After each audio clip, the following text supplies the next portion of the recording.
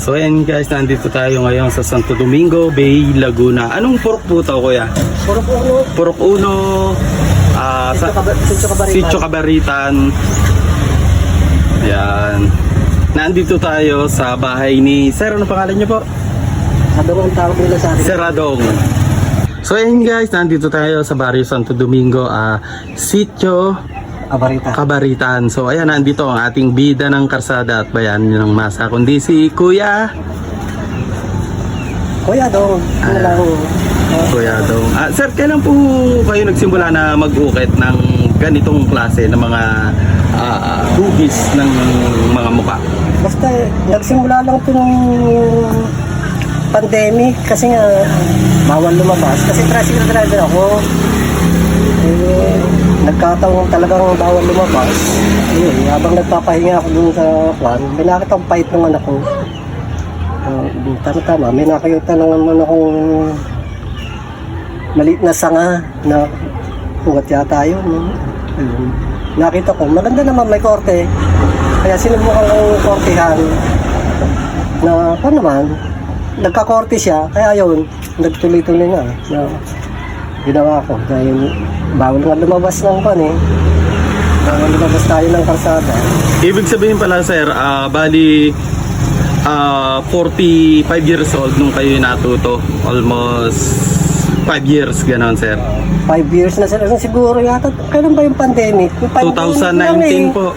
2019. Kaya nga nung una, nagtataka sila bakit hindi tapos lahat yan. Sabi ko, kasi hindi pa naman ako marunong eh. Kaya, siyempre, pagka bago ko pala, hindi pa tapos. Hindi pa talaga totally finished. Opo. Kaya karamihan dyan, hindi pa tapos nung una.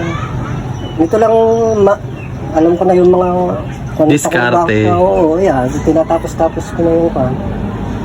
So ayan guys, hindi lang sa Paite, meron talaga mahuhusay na mangkukit dito sa Bae, sa bayan ng Bae, meron din talaga namang kusang lumabas ang talento ni Kuya. At talaga namang nung pandemic niya na-discover na marunong din pala siyang mag-ukit. Ayan, isang mapagpalang hapon sa iyo sir, at pinaunlakan niyo po si Buknoy Palaboy TV.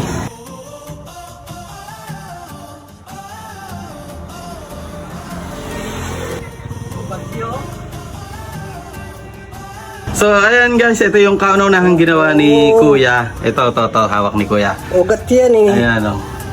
Una pa lamang na ginawa niya, at talaga wala naman siyang experience, yan agad ang kinalabasan. Husay talaga ni... Ilang araw niyo po ginawa yan sir, nung nagpa-practice pa lang kayo? 3 yata o 4. Sa kagaya nyo na talaga namang walang experience o walang at talaga namang dahil lang sa pandemic, kaya lumabas ang talento ni Sir. Ayan grabe, ang gaganda ng mga inukit ni Sir. Ayan. Ito, take note po, ang gamit niya lang po ay pait at mga homemade na pang-ukit. Sariling gawa niya lang po, wala po talaga siyang mga pang-ukit na binibili na talaga namang magaganda. Ang kanya po, sariling gawa niya lang po ang kanyang pait. So ayan, talaga namang napakagandang talento ni Sir. So ayan sa isang katulad niya na bagito pala ang sa pag-ukit, lumalabas yung talagang husay at talaga namang imahinasyon. Biro mo first time pa lang niya mag-ukit, pero eto na agad ang kinalabasan.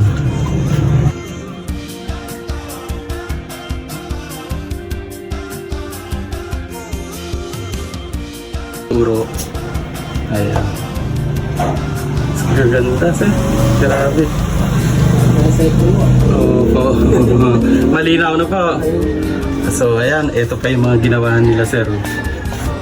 Yung kanyang mga koleksyon. So mga makakaibig. Sir, for sale po ba to? Lahat? Ang may nagkagusto. So ayan, sa mga nakakagusto o makakaibig, ayan. For sale po lahat yan. Ayan. Busog gawa nga ng bagyo eh. Opo, ayan, medyo hindi nakakamada, pero gawa ng bumagyo, kaya ayan, sama-sama siya. Pero ito, ang galing ng kamay ni Sir. ni Sir Adong. Talaga namang year 2019 nag-umpisa siya. Ang hawak niya lang talaga ay pait. Yun lang talaga, isang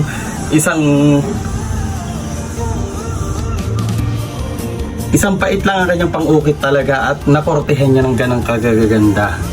So ayan, neto na lang siya bumili nung lukob. Pero yung mga dati niya inuukit ay pait lang ang kanyang tinanong uukit. So ayan guys, ito yung bago pa lang niya binili na gamit. Ayan, yung mga pangkurba at saka yung mga pait na maliit. Ito lukob at saka ito yung tres picos. Ayan. Opo, ayan yung pang-ukit sa mga lining. Ito po. Ayan. Ito naman po pambilog. Tapos ito, ayan yung pang sudsod. So ayan, medyo may alam din po ako sa pag-uukit pero basic lang po. Yung pait ni Kuya, isang malaki at isang maliit. At syempre yung kanyang wooden, ang tawag dito ay mallet. Ayan, yung kanyang martilyo. So ayan guys, marunong din naman si Boknoy Palaboy. Basic lang, mag-ukit. Ayan.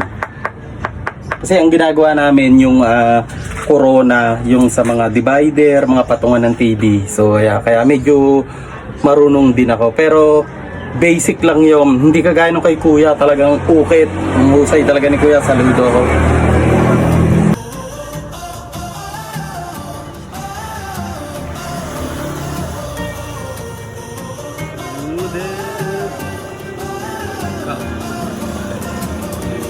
Yan.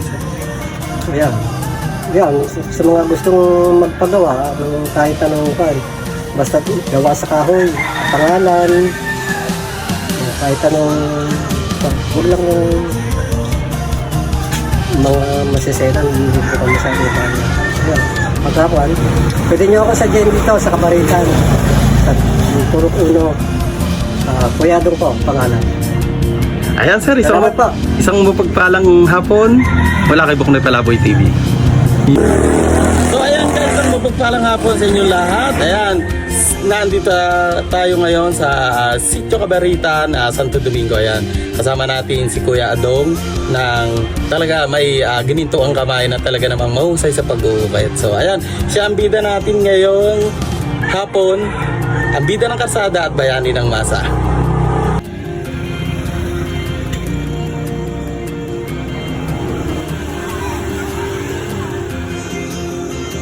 Wooden sculpture design.